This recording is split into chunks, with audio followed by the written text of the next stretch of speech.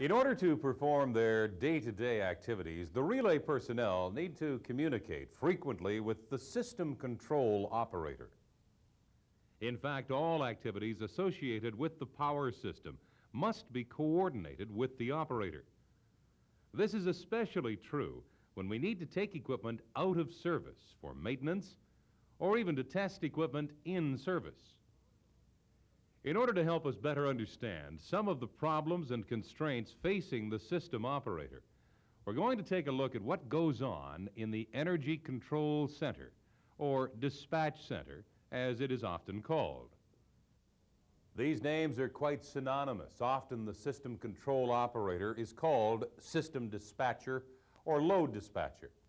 First, we'll look at the basic task of the system operator and then go on to study some of the conflicting requirements and constraints with which he is faced.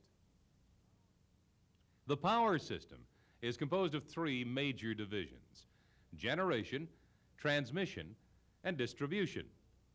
The control and coordination of activities in these three divisions is managed through the Energy Center or System Control Room.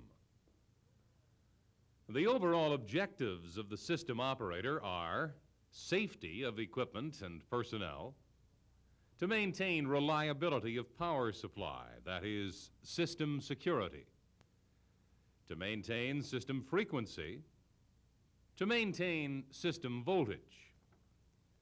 As we'll see, many tasks are involved in trying to achieve these objectives. First, let's look at a simple power system containing three generating plants at different locations: a hydro plant, a nuclear plant, and a fossil-fired steam plant. The power stations are interconnected by the bulk transmission network. This in turn feeds into distribution networks at various points around the system. Transformers are located at appropriate points in order to raise voltage to transmission levels and to reduce the level again at the distribution centers. Circuit breakers are installed so that equipment or lines can be disconnected in the case of a fault condition, or they may have to be removed from service for maintenance. One of the system operator's responsibilities is to maintain control over the status of circuit breakers. Only the system operator can authorize manual opening or closing of circuit breakers on the power system. As an extension of this, he is also responsible for safety through the implementation of clearance procedures and issuing permits to work. Of course, automatic operation of breakers by protection schemes is beyond his control. But even then, he must be aware of any change in status and the reasons for this change. The interconnecting buses between major systems, say generation and transmission, or transmission and distribution, are located in the substations along with associated transformers and switchgear. Many other items of equipment are also installed in the substations, such as protection equipment, communication equipment, reactors, and capacitors. The reactors and capacitors are needed for voltage control, which is also another responsibility of the system operator. Of course, we realize that all of you are thoroughly familiar with what we have said so far, but please stick with us. It's going to get more interesting. Let's now look at an example of frequency control on our hypothetical system. Let us suppose that each one of our three generating stations has the capacity to supply 2,000 megawatts. And at this instance, the total load demand is 3,000 megawatts. We could supply this load by generating 1,000 megawatts in each of the generating stations. Actually, we would need to generate more than this in order to supply the line losses, which may be in the order of 4 or 5%. We must also supply power for the auxiliary equipment in the power stations, which may be another, say, 4%. However, for the purpose of this example, let us ignore these additional requirements and concentrate on the system demand. Now, what will happen to the system if the load demand falls to, say, 2,000 megawatts? Well, if no action is taken, the generators will speed up due to excess energy input, and frequency will rise. Remember that generation must always equal load demand. In order to restore this balance, we must reduce the energy input to the turbines. This is done by reducing the amount of water flowing through the hydraulic turbines and the amount of steam being admitted to the steam turbines. Of course, this would require corresponding adjustment in the steam boiler and the nuclear reactor. All of these operations are normally carried out automatically. Indeed, it would be impossible to do otherwise because the frequency is changing all of the time due to the continuous variation in load demand. In this particular example, we reduced the load on each of the 3 generating stations by the same amount, but we have other alternatives. For example, we could just as easily have decreased the thermal generation all the way back down to 0. Or we could have reduced 500 megawatts each on the hydro plant and the nuclear plant, or we could have arranged any combination of these actions. So, what really determines just where the power is generated? Well, this is simply a matter of economic load dispatch, and once again, it is the responsibility of the system operator. Providing there are no other constraints, the maximum amount of power should be generated on the plant which provides power at the lowest cost, the hydro generating units in most cases. Conversely, the least amount of power will be taken from the most expensive units, and that is usually the fossil-fired thermal power plants burning coal or oil. However, it's not quite as easy as all that. There are, in fact, many restrictions. For example, hydropower generation is very much dependent upon the amount of water that is stored in the reservoir. At certain times of the year, we may have insufficient water to run the hydro generating units for more than a few hours each day. So the system operator must account for this in his schedule for daily load dispatch. But he has other problems to consider as well. Generally speaking, the nuclear units produce power at quite reasonable cost, but may have the disadvantage of lack of flexibility. It may take some hours to adjust the nuclear reactor and so adjust the load output. Consequently, these units are usually run at a fairly steady fixed load, that is, base loaded. On the other hand, fossil-fired generating units are quite flexible once they're synchronized and online. However, if these units happened to be offline on standby, they may take considerable time to warm up and bring into service. Moreover, some generating units may be unavailable due to maintenance activities. Based on all of this information and the forecast for load throughout the day, the system operator prepares a daily generation schedule. This gives generation plant personnel a timetable to prepare and bring generating units into service. Clearly, it is essential that the system operator has a good daily load forecast to work with. This is derived from historical data and taking into consideration the day of the week, weather conditions, load growth, and any other factors which may affect load demand at any particular hour of the day. It's essential that this forecast be updated throughout the day, perhaps due to changes in weather conditions or other factors. Actually, the generating schedule must provide for more generating capacity to be online than the anticipated load at any time in the day. This is necessary in order to supply the fluctuation in the load that occurs from minute to minute. We also need to have capacity available to compensate for any failure of generation equipment on the system. This reserve generation is known as spinning reserve. The actual reserve may be in the order of 15% of the load demand, depending upon agreement with interconnected neighboring utilities.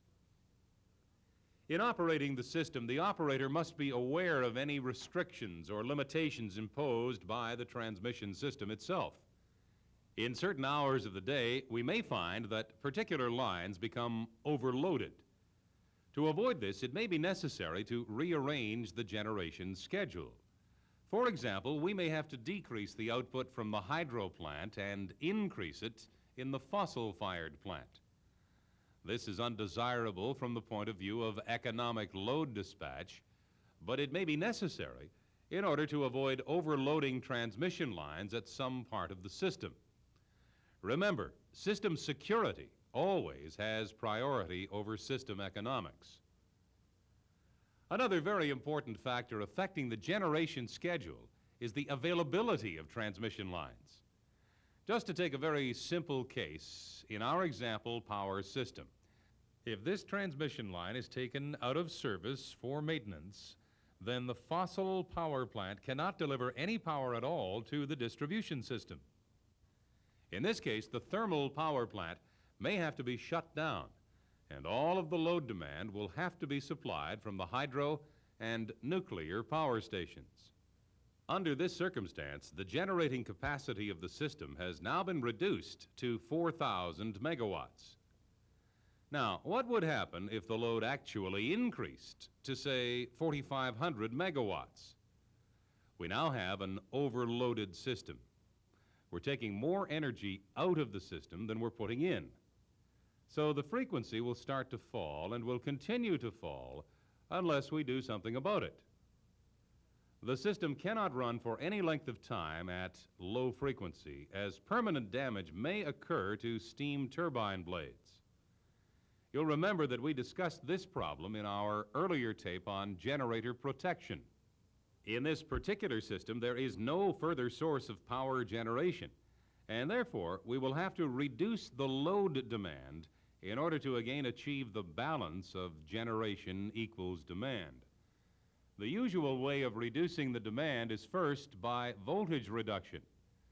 A general reduction of, say, 5% in consumer voltage will result in some loads drawing less power.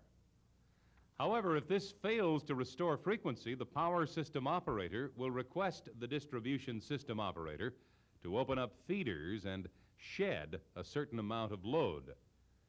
In many systems, this is achieved automatically by relays which open selected circuit breakers when the frequency falls to, say, 59.5 hertz, and then perhaps a second stage at 59 hertz. The objective is to return the frequency to at least 59.5 hertz within 30 seconds. Obviously, on a 50 hertz system, the relationship would be similar. In most cases, sufficient load is shed to match a generation deficiency of 25%. Obviously, the cutting of power supply to customers is highly undesirable for several reasons. It is most inconvenient to the customer, it is a loss of revenue to the utility company, and it is extremely bad for our public image. And yet, if we're faced with an overload situation, this has to be done, at least until the balance is restored. Now, this overload situation would be avoided if we could buy power from another neighboring system to help out during the shortage. This is the reason most power systems are interconnected with neighboring systems at several locations. This enables us to buy power from a neighbor if we have insufficient generating capacity. Buy power from the neighbor if they can produce it at a cheaper rate than our own generating plants, and sell power to neighboring utilities. You can see that the system operator's job is very much alive as he is being confronted with changing conditions all the time. In most energy centers, the system operator's job is carried out by several individuals. For example, one may look after the load forecast, and another the minute-to-minute load dispatching. Another individual will be responsible for integrity of the transmission system and the issuing of clearances and permits to work. Yet another individual may be concerned with communicating with neighboring utilities and the buying and selling of power. Clearly, the system operators need all the help they can get. Their task is made even more difficult by the large number of technical constraints which affect system operation. And we'll be looking at these in the next few segments. At this point, it's time to take a break. Please switch off the tape and thoroughly review this material in your workbook.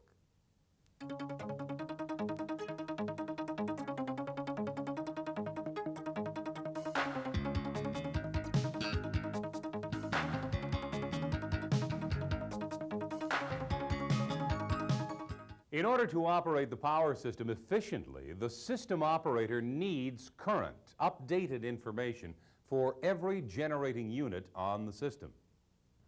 Note, this information is required for each individual generator in each power station. He needs to know the net cost of generated power, the type of prime mover and consequent operating characteristics, any capacity limitations, availability. Let's look at each of these items. The net cost refers to the power exported from the power station. That is, generation minus the auxiliary plant load.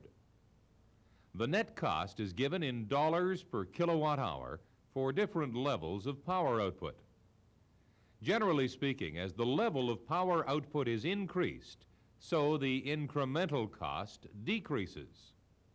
This is because the unit is more efficient at rated load.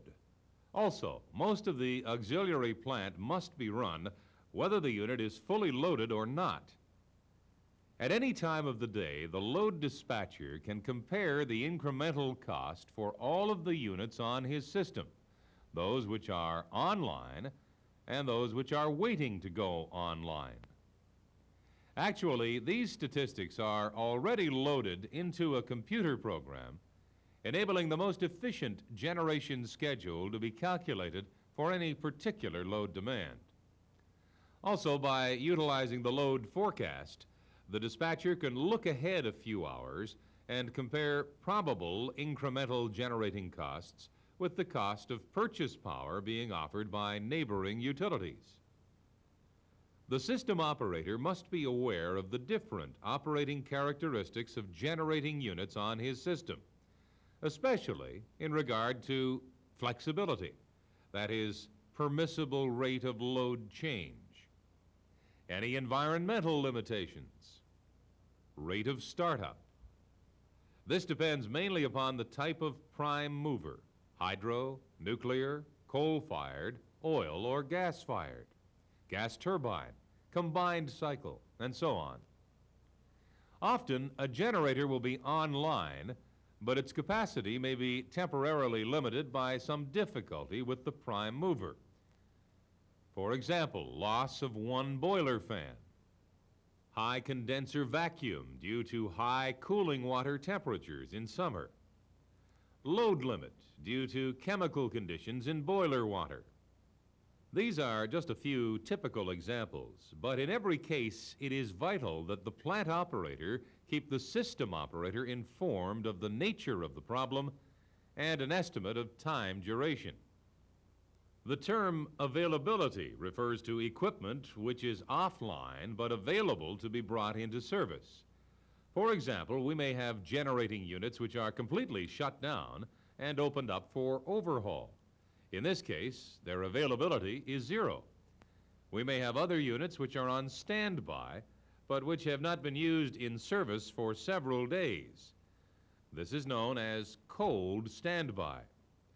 For a steam turbine generator, it will take several hours to bring such a unit into service ready for loading.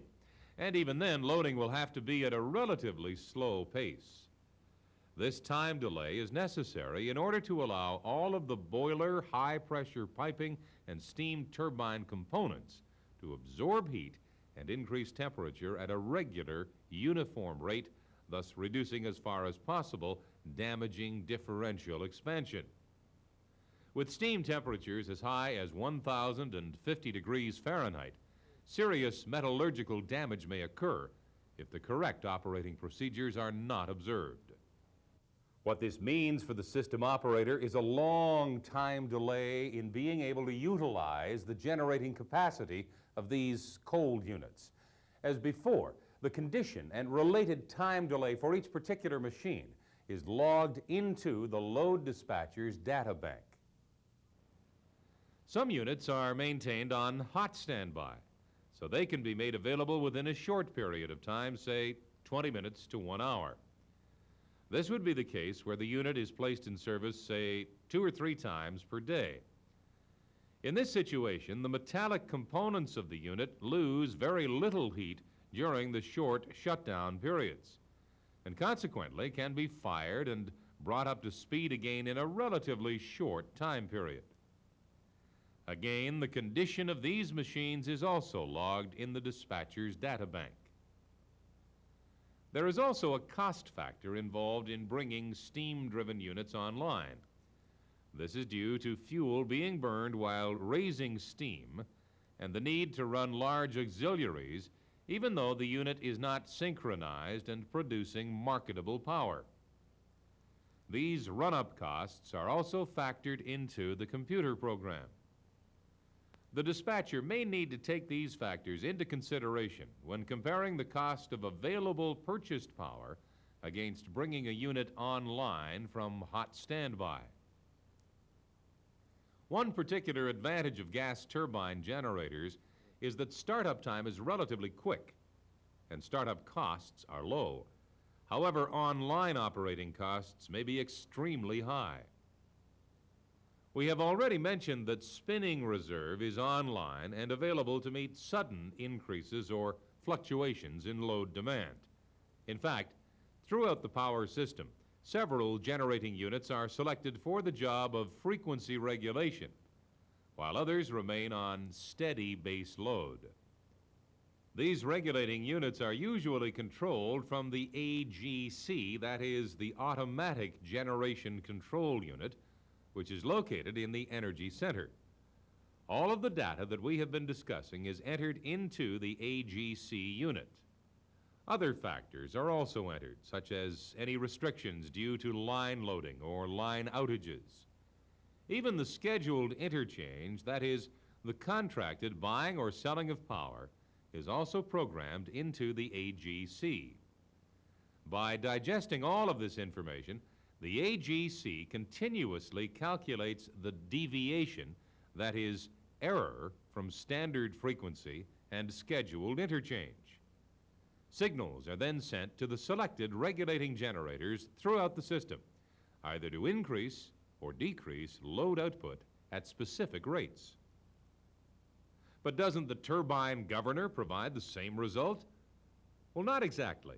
Due to the droop characteristic of the governor, the speed or frequency set point needs to be adjusted as we move up and down through the loading range. Why is this? Well, look at this typical governor characteristic curve for a single turbine generator supplying a single load. You can see that as the load demand drops off from 100% to 50%, the speed and consequent frequency actually rises and will remain in this new position until the set point of the governor is reset. In a large interconnected power system, all of the turbine governors would act in a similar manner. So frequent corrections would have to be made in order to maintain constant frequency. With automatic generation control or some other form of automatic frequency control, the governor set point is continuously being adjusted in an attempt to maintain constant frequency. Of course, all of the generators on the power system are running at the same frequency. On the 60-cycle system, this translates to a speed of 3,600 RPM for 2-pole machines. But how is it then that they are operating at different loads? For example, look at these 3 generators supplying power to the same bus. They are all rated at 200 megawatts. The first generator is supplying 100% load, the second generator 50% load, and the third generator 10%. You may be asked the trick question, which generator is going the fastest? The one with the most load? Well, of course not. All of the generators are rotating at precisely the same speed because they are all synchronized and connected to the same bus, which is operating at 60 hertz frequency. So what is it that determines which generator is producing the most power output? Well, the actual difference is in the angle of the rotor relative to its stator. The DC magnetic field produced by the rotor is rotating at the speed of 3,600 RPM. Similarly, the 60 hertz voltage induced into the stator is also rotating in the same direction at 3,600 RPM. But in order to provide a power output, the rotor must advance relative to the stator. Let's see why this is so. Vs here represents the stator voltage at the generator output terminals. In this particular case, the power factor is 1, so the stator current is in phase with the stator voltage. However, as the current passes through the stator windings, it produces a voltage drop, Ix. The impedance of the winding is almost all reactance, so the voltage drop will be 90 degrees out of phase with I, like this. As a result, the induced voltage, Vi, must be greater than Vs. The phase angle, or load angle, phi, advances in order to be able to push the current through the winding. This can be considered to represent the position of the rotor relative to the stator. Now, if we wish to increase the load, the current will increase, and so will the voltage drop, Ix. Consequently, the phase angle, phi, must become greater, like this. Of course, these phasors become more complicated if we consider the load current to lag or lead the stator voltage by angle phi. So we'll stick to unity power factor in order to simplify this example and help us understand the concept. The actual power generated in this one phase is equal to V sub S times I.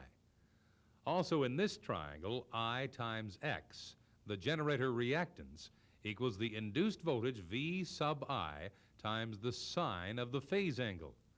So I equals V sub I sine phi divided by X. Substituting for I, this leads us to the well-known power equation. Power output equals V sub S times V sub I sine phi divided by X. This is an important equation that you should remember. It is of vital concern to the power system operator, and we'll come across this frequently when dealing with power transfer. In dealing with power generation, the system operator must also be concerned with the generation of reactive power. What happens if you increase the excitation of a generator while maintaining the megawatt load constant? Remember, the megawatt load, that is, active power output, is entirely dependent upon the amount of energy being admitted to the prime mover. As excitation increases, the generator internal voltage increases, and so does the stator current. At the same time, the normally lagging power factor decreases as the generator produces more reactive power, that is, VARs. You'll remember this generator capability curve that we discussed in an earlier videotape when we looked at generator protection. Of course, if we increase the output of VARs on this particular generator, other machines on the system would automatically reduce VAR output in order to match the demand for reactive power. Many customers' loads, particularly industrial customers, have a demand for VARs, which are needed to charge the inductive circuits of electric motors and other magnetic devices. The VARs actually pulse between the generators producing them and the consumer's machines which use them. No power is required from the turbine, but VARs must still be produced in order to meet the demand. In order to transfer VARs, current flow will increase in all of the power system, that is, transmission lines, transformers, generators. If the demand for VARs is exceedingly high, it may lead to a limitation in the transfer of active power due to excessive current in the generator stator windings. The increased current may also lead to overload of transmission circuits. We'll be looking at these items in the next segments. Now it's time for a break. Please stop the tape and review this material in your workbook.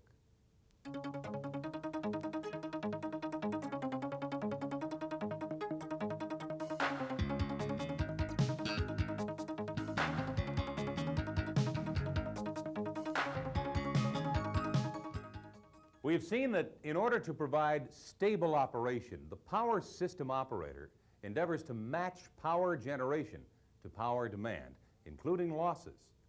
At the same time, he tries to keep the load on individual transmission lines within specified limits. But in a complex power system, what is it exactly that determines how the transfer of load is distributed throughout the network? Well, several factors are involved. The geographic location of the loads. Where is the power being generated? This is under the control of the operator. The impedance of the transmission lines themselves. Let's take a closer look at the line characteristics. The impedance is made up of three components. That is, the ohmic resistance of the conductors themselves, the inductive reactance of the line, XL, and the capacitive reactance, XC, created between the line and ground. The effect of ohmic resistance is quite small and is often ignored in line calculations. However, current flowing through this resistance does cause a power loss, and this shows up in the form of heat and subsequent temperature rise of the conductor. In fact, this is the main factor determining the amount of overload which can be carried on a line. Like all equipment, the line has a short and long-term current rating specified, and this will vary according to atmosphere temperature. Prolonged overheating of an overhead conductor will cause line sag and possibly permanent weakening of its mechanical strength. The inductance in the line produces a voltage drop which is proportional to the current flow. The voltage drop, IXL, leads the line current by 90 degrees. This voltage drop, of course, increases as line current increases. As a result, the bus voltage at the receiving end may be lower than the normal acceptable limit. In order to correct this situation, capacitors may be connected to the bus to provide reactive power and so raise the voltage at that point. These capacitors may be fixed or switchable. That is, they are under the control of the power system operator. Some compensation for inductive voltage drop may be provided by the natural capacitance of the line itself. All the way along the line, the air gap between the conductor and ground acts as a capacitor. This has the effect of producing VARs and so raising the voltage. This is known as shunt capacitance because it actually bypasses, that is, shunts capacitive current to ground. Although it is convenient in helping to maintain voltage level when the line is loaded, this capacitive effect can create a problem when the line is unloaded or lightly loaded. Consider this long transmission line which connects the load to the remote generating station, say 200 miles distant. The load center would probably be supplied from other generating sources as well. If we wish to disconnect this line from the system, let's see what would happen if we open breaker B at the load end first. In this condition, the only current flowing in the line is charging current due to the shunt capacitance, as there is now no load current flowing and therefore no inductive volt drop. As this 90-degree leading current flows through the line inductance, it causes the voltage to rise above normal. This is known as the Ferranti effect. Indeed, on a long line, the voltage at the far end may be as high as 20% above rated value. This is undesirable as it may cause stress to insulators, equipment insulation, and surge arresters. A bigger problem can occur at the generator itself which will have to absorb the VARs produced by the shunt capacitance. For example, the generator may absorb 15 megavars, giving a power factor at the generator of 0.2 leading. The terminal voltage will be high, and thus the automatic voltage regulator will back down, perhaps to its minimum level. Under certain circumstances, we may even lose complete control of generator voltage as it becomes self-excited from the incoming reactive power. In order to avoid the problems associated with shunt capacitance, the system operator has to carry out switching operations in a specific sequence. For example, in the case we've just looked at, the operator would first open breaker A at the generator end in order to protect the generator. Subsequently, breaker B would be opened to isolate the line. Detailed switching procedures are laid down to cover the various potential operating conditions. Another example here looks at the sequence for switching in the two transmission lines and the intermediate substation. Clearly, the best way to perform this maneuver in order to keep voltage rise to a minimum is to switch in breakers 1 and 4 first, and then 2 and 3. This problem of voltage rise due to line capacitance is not only confined to open lines. We suffer the same problem, but to a lesser degree, when the lines are lightly loaded. To help correct the situation, many installations connect a shunt reactor at the end of the line. This may be fixed or switched under the control of the system operator. High voltage underground transmission cables are particularly troublesome in this area because they contain up to 10 times as much capacitance as overhead lines. Indeed, this is one of the reasons, in addition to cost, why transmission cables are only used for very short distances. Maintaining the correct voltage levels throughout the power system is an important part of the operator's job, and he performs this by adjusting transformer taps, switching shunt reactors and capacitors, and adjusting synchronous condensers, adjusting excitation on generators at selected locations. The inductive voltage drop across the transmission line is a significant factor in determining the amount of power which will flow through the transmission line.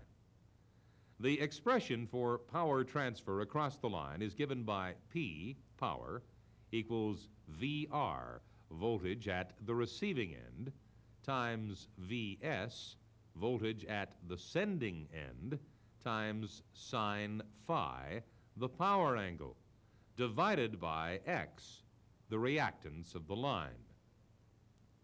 This is similar to the expression that we studied earlier in connection with generator load angle. Let's look at the significance of voltage in power transfer, and for simplicity, we'll consider Vs and Vr to be equal. The power transfer equals V squared times sine phi divided by the reactance X. So by doubling the voltage from, say, 115 kilovolts to 230 kilovolts, the power transfer will increase by 4 times if the other factors remain constant. This is an important conclusion where multiple lines are connected in parallel, as in a power system. The tendency will be for most power to flow in the high voltage lines. This is a factor that must be considered by the system operator when taking lines out of service. Look at this simplified example.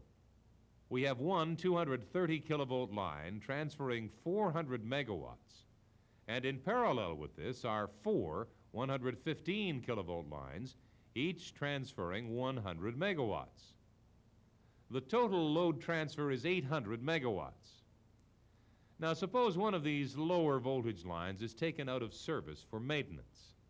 The 100 megawatts that was flowing in this line will now be distributed across the other 4 lines in accordance with their operating voltage. The new condition will be 458 megawatts in the high voltage line and 114 megawatts in each of the other 3. Moreover, as the total circuit impedance has now increased, The power angle will increase in order to transfer the same amount of power. Now, supposing in this condition a second low-voltage line trips out on fault.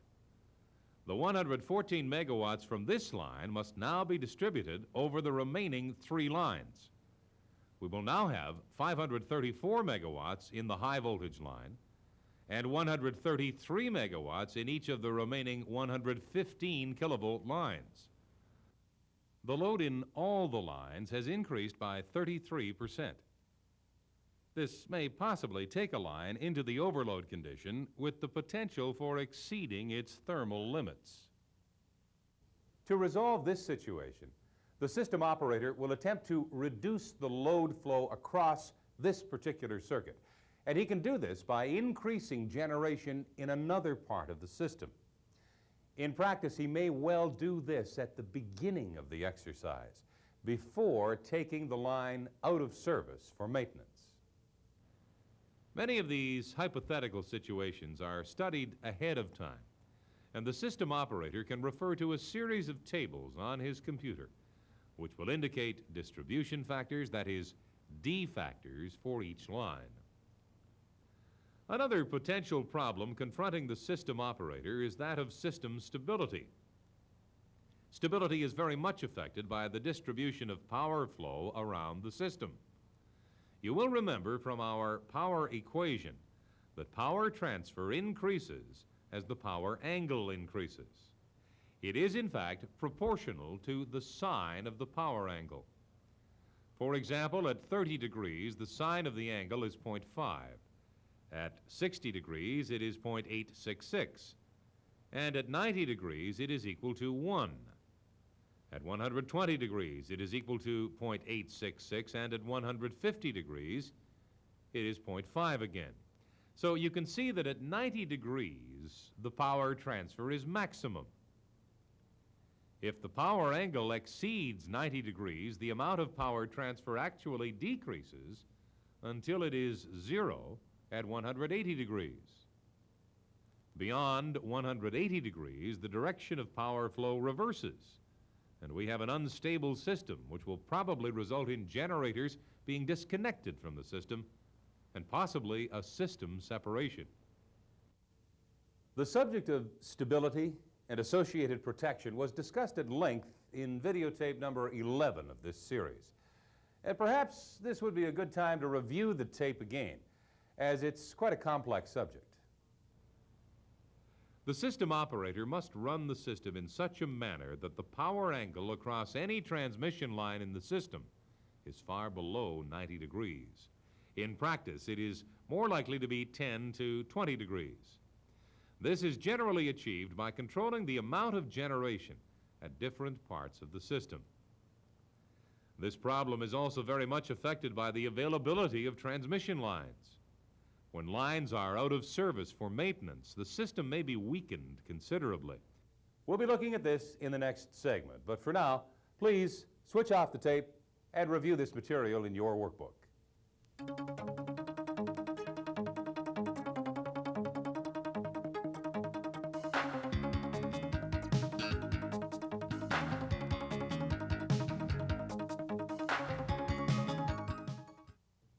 When we speak of system security, we refer to its ability to withstand overloads and disturbances.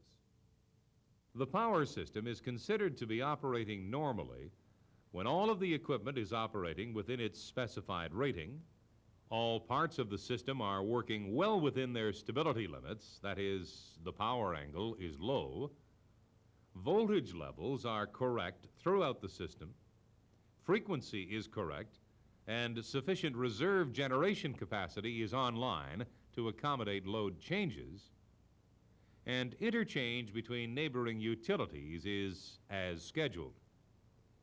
Unfortunately, these ideal conditions are often disturbed by equipment outages, both planned and unplanned. For example, a generator outage for maintenance could result in lower bus voltage locally due to loss of reactive power. Increased generation in some other part of the system, which may bring certain transmission lines closer to their stability limit. possible reduction in exported energy to a neighboring utility, increased generation costs, as more expensive generation units will need to be placed in service. Outage of transmission lines will also cause problems due to redistribution of the load flow throughout the rest of the system.